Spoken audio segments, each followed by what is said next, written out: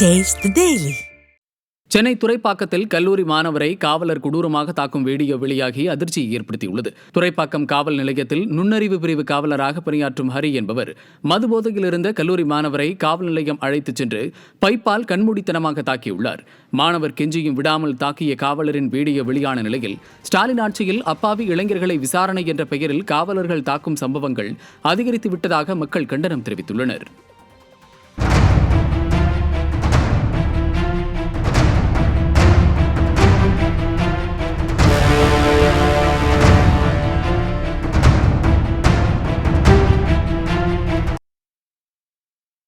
சிவகங்கை மாவட்டம் திருப்புவனம் தனிப்படை காவலர்களால் இளைஞர் அடித்து கொலை செய்யப்பட்ட வழக்கு தொடர்பாக 2வது நாளாக மதுரை மாவட்ட நீதிபதி விசாரணை நடத்தினார். மடப்புரம் கோவிலில் நகை திருட்டு தொடர்பாக விசாரணைக்காக அழைத்துச் செல்லப்பட்ட அஜித்குமார் என்ற இளைஞர் திருப்புவனம் சிறப்பு தனிப்படை காவலர்களால் அடித்து கொலை செய்யப்பட்டார். இதுகுறித்து உயர்நீதிமன்ற மதுரை கிளை தாமாக முன்வந்து வழக்கை விசாரணை செய்து வரும் நிலையில் திருப்புவனம் காவல் நிலையம் அருகே உள்ள நெடுஞ்சாலைத்துறை ஆய்வு மாளிகையில் நீதிபதி ஜான் சுந்தர்லால் சுரேஷ் 2வது நாளாக விசாரணை மேற்கொண்டார். தமிழகத்தில் கடந்த 4 ஆண்டுகளில் தொடர்ந்து லாக்அப் மரணங்கள் அரங்கேறும் நிலையில் அதை ஸ்டாலின் அரசு கண்டுகொள்ளாததால் நீதிமன்றமே தாமாக முன்வந்து விசாரணை நடத்தி வருகிறது.